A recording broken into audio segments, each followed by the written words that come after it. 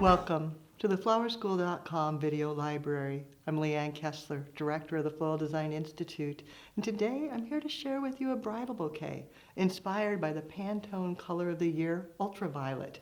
It's so fabulous, super flower friendly, works well in tints, tones, and shades. The variations of ultraviolet are fabulous. The flower-friendly color is going to be a favorite of brides and florists alike. All those blush weddings that we've been doing for years may be replaced by the ultraviolet wedding. To do this one, I started with the blueberry rose. It's a complex color, a bit of a tone of that ultraviolet hue.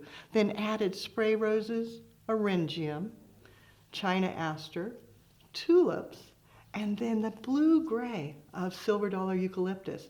That palette is sure to be gorgeous. I've already prepped all my materials, removing thorns, leaves, anything that's broken or damaged, so that as I begin the bouquet, I can just gather my flowers in my hand, clustering them.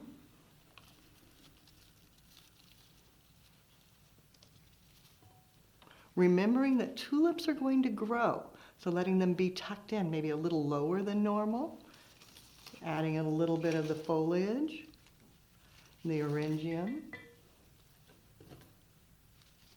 And then as I continue, adding each flower at an angle. So the head goes to the side, and then turning it. Picking through the colors and the varieties so that I get a little bit of everything scattered throughout. Turning. And with everything prepared ahead of time, makes it so easy. You can just pull it from the vase, tuck it into your hand, add another stem, turn it, add more flowers, and I don't have to worry about thorns or leaves or damaged petals at all. The colors blend so nicely, you can just bring the flowers in, turn, double check to see which flowers are where, balancing out your color. China asters over here, bringing over the deep, deep purple, continuing it, and always turning so that the head goes to one side, stems to the opposite, bringing in some leaves. Silver dollar eucalyptus is just wonderful. Turning. And I'm getting close to the tulips, and I'm going to group those, keeping the tulips together, add a little more glamour and drama to their placement. Then coming back with another rose, and turning. And as I work, check for symmetry. I'm getting a little flatter on this side, so bringing in some of the eryngium to add fullness. Another rose, and then checking again for symmetry throughout. As you work, you want to think about two things. One, the price of the bouquet. How many flowers can you use? And two, the size requirements. Does the bride want a small, a modest bouquet, or something a little more luxurious? Today, the larger bouquets seem to be growing in popularity, so going ahead and adding a few more flowers, getting it even fuller. And as I do so, double checking that textures and colors are consistent throughout. Maybe another aster.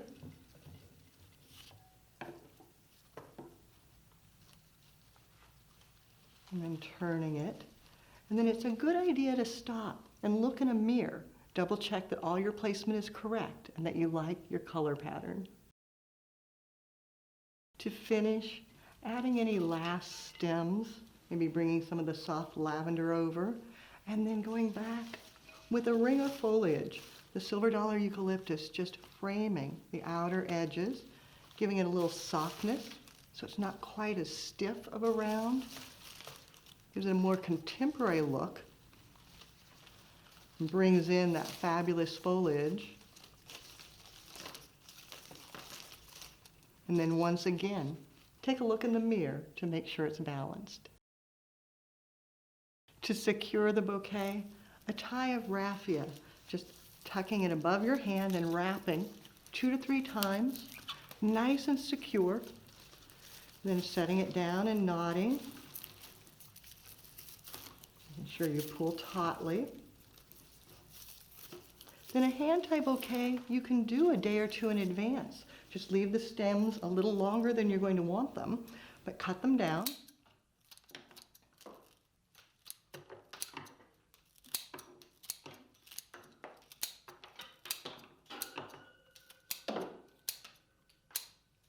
And then you can set them in a vase of water, put them in your flower cooler, and they're good for several days. The day of the wedding, take the bouquet, cut the stems down to about 2 hand lengths. Then just set it back in the vase to hold. So it gives you something to hang on to while you are getting your ribbons ready. Then I'm using a variety of ribbons, number 9 sheer, number 3 double-sided satin, and number 1.5, all in varying hues of that ultraviolet. Tied together, that just goes and wraps around. Go around several times so it completely conceals the raffia. You don't want that to show at all. Coming back. And then when it's nicely covered, knot it underneath. Starting with the 2018 Pantone Color of the Year Ultraviolet, and then adding tints, tones, and shades. As you gather flowers, think about their form, their texture, how they relate to each other, and then create a way. It's surely going to be one of the favorite bouquets of the season. Purple, ultraviolet, whatever you want to call it, you're going to find this is fabulous for spring, summer, fall, and winter. And I think many of your brides are going to be asking for it, if not by the ultraviolet name, by lavender, violet, aubergine, eggplant. So start practicing your purple words because that's going to be a big part of your vocabulary. For more creative inspiration, check out our website, flowerschool.com.